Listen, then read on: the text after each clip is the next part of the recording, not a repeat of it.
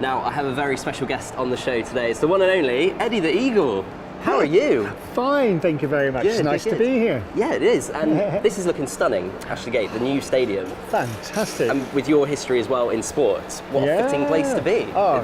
So when was it the first time that you thought about perhaps reaching the Olympics and ski jumping as well? Well, the Olympics came in about 8 years old because I thought how fantastic it would be to be so good at a sport that you'd be wearing an England or a Great Britain tracksuit and then to go to an Olympic Games and represent your country. Yeah. But it wasn't until I started skiing that I thought this is the sport that I want to do. It just ticked all my boxes. I loved skiing and I'm just as excited to put a pair of skis on now as when I first started 39 years ago. So really? It had such an effect and I still love it to this day. Wow. So when you kind of realised that ski jumping was something that you're slightly interested in, where did it start from there? So who trained you? Where did it progress? It was first of all skiing, alpine skiing. I did alpine ski racing, slalom, giant slalom, super G, that kind of thing. Went to America to race. Ran out of money, I saw the ski jumps, realised we've never had a ski jumper before, and it was still skiing, just higher. I thought I'll give it a go, see what happens, be Britain's first and, take it from there. And I can't imagine how it must feel being at the top of a ski jump. Tell me what it feels like. Well, when you're standing at the top of a jump, especially a 120-metre jump, one of the big ones, you can see and feel a million different reasons why you shouldn't really go down. And you've got to convince yourself that you're not only going to go down, you're going to jump further than you've ever jumped before. And to do that, you've got to risk more than you've ever risked before, knowing that if you get it wrong, the consequences could be horrendous. So there's that constant battle. You want to do it, but do you dare yourself to do it? As we embark on a new era for sport, it's an opportunity to discover a new kind of athlete.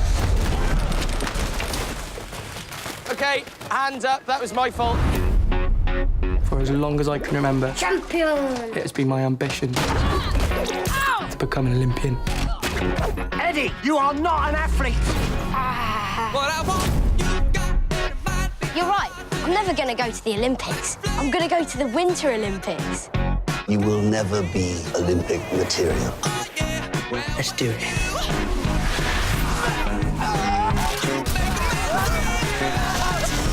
I really need a coach. So let's move on to the film then. So Eddie the Eagle, the film. Can you believe that you have a film about you? How does that feel? I know. I thought you had to be dead for 30 years before they even made a film about your life.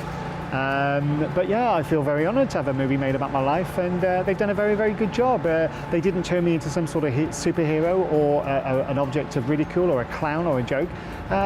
It's a really, really nice film. They've really captured the heart, spirit and soul of the story and in a really, really good way. It's very inspirational. So it's a true representative of your life. It is. It's not 100% accurate, but they've used lots of things to symbolise, because they only had 95 minutes to make the film and they couldn't put everything that I've done in my life. Taron Egerton plays you as Eddie the Eagle. Is that a true representation of you, do you think? Oh yeah, he when I saw him on set, it was like looking in the mirror. He looked just like me. He had my chin, my moustache, my glasses, my hairstyle, everything. And he looked like me, sounded like me, acted like me. It was so easy to watch because he played me so well. But that was so weird, seeing that. Very weird. But I've seen it 8 times and it still makes me cry. I've decided I'm going to the Olympics in Calgary. I'm to watch it on TV. Well, I'm not going to watch, I'm going to jump. You what? I've got a golden opportunity. The only thing I need to do to qualify is compete. Must be some minimum requirement. Distance, number of jumps, talent. No. You see, that's the beauty of it. They've not updated the rules for 52 years. I think it's fitting if I could learn how to ski jump. How to ski jump. So, where do we start? So imagine we're at the 1988 Calgary Olympics. Right. I'm just thinking it in my head right now. So we're at the top of a slope. Yeah. So where do we start? Say this is the slope.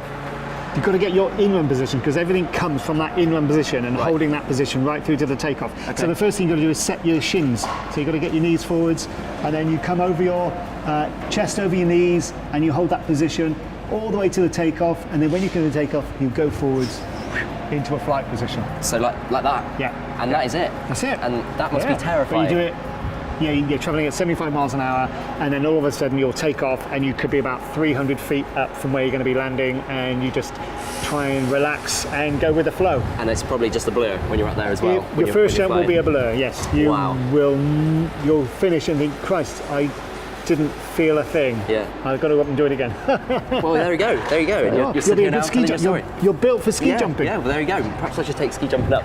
Eddie, it's been an absolute pleasure talking to you, and you're an inspiration, I'd you. say, as well. And you can watch the film now. It's out, Eddie the Eagle. Yes, it Sell is. it, sell it to the people. Yep, the film's out at the moment. Eddie the Eagle. It's a fantastic film, really good, inspiring, feel-good film. Go and watch it.